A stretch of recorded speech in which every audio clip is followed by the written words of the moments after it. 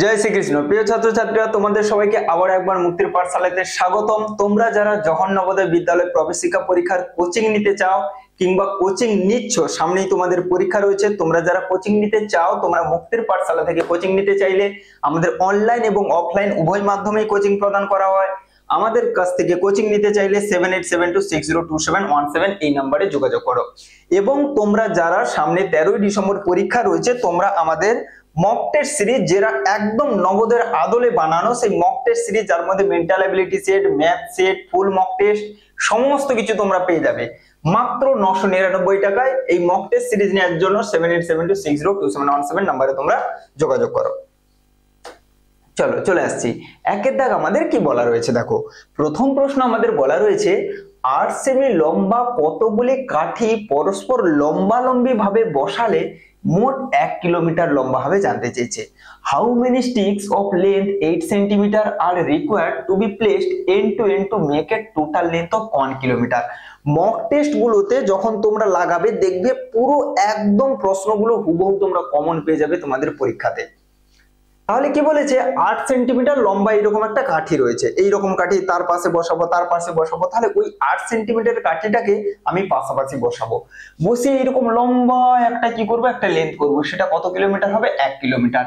তাহলে আমাকে কি করতে বলেছে, 8 সেন্টিমিটার দিয়ে আমাদেরকে কি করতে বলেছে, 8 সেন্টিমিটার দিয়ে আমাকে কি তৈরি করতে হবে, 1 কিলোমিটার করতে হবে। তাহলে 1 কিলোমিটার সমান কত সেন্টিমিটার, না এটা হচ্ছে কিলোমিটার, এরপরে hectometre, decametre, metre, decimetre, centimetre. অর্থাৎ আমরা বলতে পারি 1 কিলোমিটার সমান 1 লক্ষ সেন্টিমিটার। চলো তাহলে এটা আমাদের সেমি হয়ে গেল। তাহলে 8 কে 1 লক্ষকে 8 দিয়ে ভাগ করলে আমরা উত্তর পেয়ে যাব। আমাদের কত হয়ে যাবে বলতো, 8 একে 8, এখান থেকে 2 নামলো 20, 8 2 16, 4 নামলো 40, 8 5 40, এরপর দুটো শূন্য বসে যাবে। তাহলে এইরকম 8 সেন্টিমিটারের যদি আমি 12,500টা কাঠি পরপর পরপর করে যদি আমি সাজিয়ে দিই, তাহলে আমার 1 কিলোমিটার অর্থাৎ 1 লক্ষ সেন্টিমিটার হয়ে যাবে। সঠিক উত্তর আমাদের হয়ে যাবে 12,500। অপশন সি আমাদের সঠিক উত্তর হয়ে যাবে। ঠিক আছে। আচ্ছা, এখানে শূন্যগুলো রয়েছে, আরেকবার চেক করে নিই। শূন্য শূন্য হয়ে গেল, 125 8 1000, ঠিকই আছে, কোনো সমস্যা নেই। চলো দ্বিতীয় প্রশ্ন আমাদের কি বলা রয়েছে, সুন্দর করে দেখো। নিচের বক্তব্যগুলির মধ্যে কোনটি ভুল? তোমরা যারা সামনেই পরীক্ষা দেবে, আমাদের বৃহস্পতিবার এবং হচ্ছে তোমার রবিবার আমাদের ইউটিউবে লাইভ ক্লাস করানো হয়, সুন্দর করে তোমরা ক্লাসগুলো দেখবে। চলো কি বলেছে, 0 ধনাত্মক বা ঋণাত্মক নহে, নিচের বক্তব্যগুলির মধ্যে কোনটি ভুল জানতে চেয়েছে। এই যে শব্দগুলো না পরীক্ষার জন্য গুরুত্বপূর্ণ, এখানে ভুল না বলে তোমাকে পরীক্ষায় জানতে চাইবে নিচের বক্তব্যগুলির মধ্যে কোনটি সঠিক নয়। সঠিক নয় বলেছে, নয় শব্দগুলো তোমরা মিস করে যাবে, সঠিকটা উত্তর করে দিয়ে চলে আসবে। এবং উত্তর তখনই সঠিক হবে যদি তুমি 4টা অপশন দেখো, তখনই। দেখো কি বলেছে, which of the following statement is incorrect, ভুল। 0 ধনাত্মক বা ঋণাত্মক নয়, একদমই ঠিক বলা রয়েছে। আমরা জানি 0 নাইদার পজিটিভ নর নেগেটিভ। চলে আসছি বি এর দাগে, 3 হলো ক্ষুদ্রতম মৌলিক সংখ্যা। হ্যাঁ, এটাই আমাদের কি বলা রয়েছে, ভুল বলা রয়েছে। আমাদের ক্ষুদ্রতম মৌলিক সংখ্যা আমাদের কি হয় গো, 2 আমাদের ক্ষুদ্রতম মৌলিক সংখ্যা হয়। এই যে তুমি উত্তরটা পেয়ে গেছো, অনেকে এখানেই থেমে যাবে, 2 উত্তর করে দেবে, একদম না। আমি বারবার করে বলেছি, মেন্টাল অ্যাবিলিটি, গণিত, ভাষা জ্ঞান যেটাই হোক, 4টা অপশন দেখবে, তারপরে তুমি উত্তর করবে। তুমি যতই এর দাগে উত্তর পাও, বি এর দাগের উত্তর পাও না কেন, 4টা অপশন পড়বে। চলো বাকি দুটো পড়ে নাও। যৌগিক সংখ্যাগুলি যুগ্ম নাও হতে পারে, একদমই সঠিক উত্তর। যৌগিক সংখ্যা আমরা জানি, ধরো 15, সেটা তো একটা অযুগ্ম সংখ্যা কিন্তু যৌগিক। 21 একটা অযুগ্ম সংখ্যা কিন্তু সেটা হচ্ছে যৌগিক। তাহলে এটা আমাদের ঠিকই বলা রয়েছে যে যৌগিক সংখ্যাগুলি যুগ্ম নাও হতে পারে, জোড় নাও হতে পারে। Composite numbers may also be odd.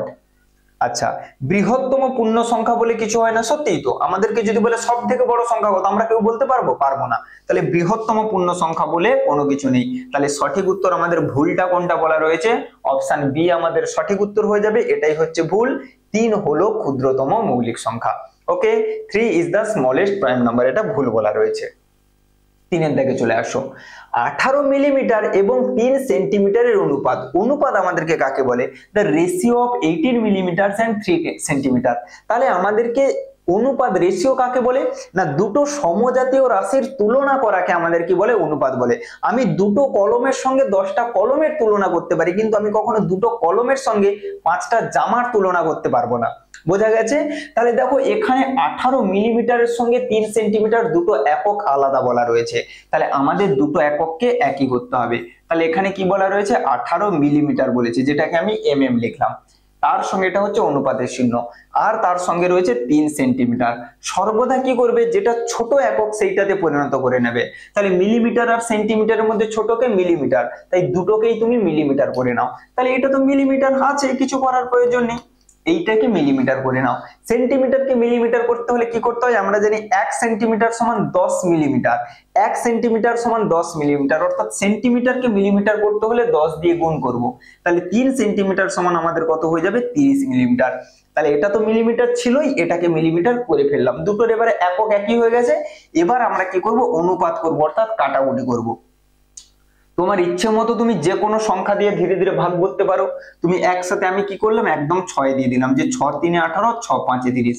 তুমি চাইলে 2 দিয়ে ভাগ দিতে পারো, কোনো অসুবিধা নেই। তাহলে 3:5 আমাদের সঠিক উত্তর রয়েছে, গুরুজি অপশন সি তে রয়েছে। ওকে, চলো নেক্সট প্রশ্ন 4 দাগ কি বলেছে দেখো, দীপক বাবুস monthly income is 7,500 and his monthly expenditure is 6,300. What is the ratio of his savings to his income? তাহলে ভালো করে রেশিওটা দেখো, কার সঙ্গে কার করতে বলেছে, সঞ্চয় এবং আয়ের অনুপাত। দীপক বাবুর মাসিক আয় দেয়া রয়েছে, মাসিক খরচ দেয়া রয়েছে, এক মাসে কত টাকা আয় করে। আমরা আয় আর খরচ কি জানি, যে বাবা কোথাও একটা কাজে গেলেন, উপার্জন করলেন 100 টাকা দিয়ে, বাড়ি আনার সময় বাড়িতে তো সংসার চালাতে হবে, কিছু জিনিস আনতে হবে, তো খাওয়া দাওয়া তো করতে হবে, তো বাবা বাজার থেকে কি করলেন, 80 টাকার জিনিস কিনে আনলেন। তাহলে 80 টাকার জিনিস কিনলেন মানে ওটা খরচ হয়ে গেছে। তাহলে আমার কাছে থাকলো কত টাকা, বাবার কাছে থাকলো কত টাকা, 20 টাকা।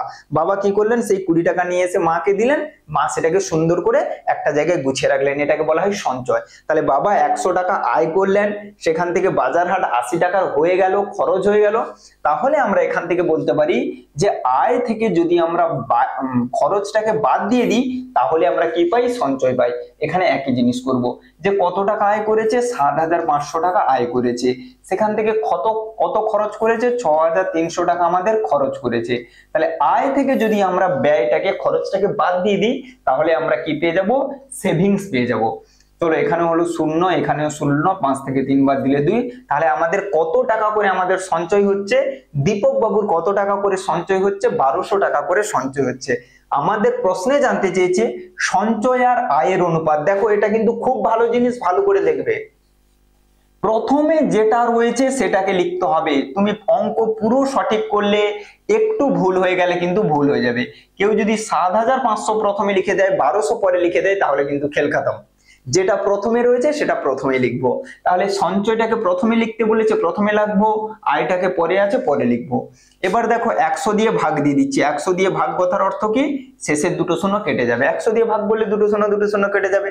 তাহলে থাকলো কত, 12 আর 75। এবারে আমি এক কাজ করছি, 3 দিয়ে দিচ্ছি। 3 4 12, আর এখানে কত হয়ে যাবে, 25 3 75। তুমি একটু যদি খেয়াল করে দেখতে পাবে, অপশন এ তে 4:25 আছে, অপশন ডি তে 25:4 আছে। তাহলে কেউ যদি এই সংখ্যা দুটোকে ওলট পালট করে দেয়, তখন কিন্তু তার 25:4 চলে আসবে, যেটা কিন্তু অপশনে রয়েছে।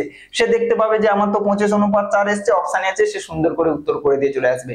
খেয়াল রাখতে হবে এই জিনিসগুলো, যেটা প্রথমে থাকবে তাকে প্রথমে লিখবো, যে পরে আছে সে পরে লিখবো। সঠিক উত্তর আমাদের হয়ে যাবে 4:25। ঠিক আছে, অপশন এ সঠিক উত্তর হয়ে যাবে। চলো প্রত্যেকে কে কি শিখলে, কোথায় কি অসুবিধা, কোথায় ডাউট, সমস্ত কিছু তোমরা কমেন্টে জানিয়ে যাবে। কার কেমন লাগলো ক্লাসগুলো, সমস্ত কিছু তোমরা কমেন্টে জানিয়ে যাবে। কোনো জিজ্ঞাসা থাকলে কমেন্টে জানিয়ে যাবে। ওকে চলো 5 এর দাগে, A television is sold for 15,000, 15,000 বিক্রি করেছে।